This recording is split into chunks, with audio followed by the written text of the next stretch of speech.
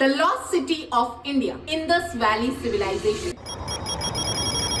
इसे very famously Harappa civilisation के नाम से भी जाना जाता है। लेकिन क्या आपको पता है 1921 से पहले भारत में वैदिक सिविलाइजेशन को ही पहला सिविलाइजेशन के रूप में माना जाता है। लेकिन 1921 में आर्कियोलॉजिस्ट दयाराम साहनी ने इंडस सिविलाइजेशन का पहला स्थल यानी कि हड़प्पा की डिस्कवरी, जिसके बाद हमें यह पता चला कि भारत में वैदिक पीरियड से भी पहले एक और सिविलाइजेशन था जिसका नाम था Indus valley civilisation. Over the years Indus valley civilisation के कई साइट्स डिस्कवर हुए, जैसे कि हड़प्पा, मोहेंजोदारो, लोथल, धोलावीरा, राखीगढ़ी, रोपड़ और कई सारे। लेकिन over the years Indus valley civilisation में हमें कई एविडेंसेस भी मिले हैं जिसके द्वारा हमें उनकी सोसाइटी के बारे में बहुत कुछ पता चला।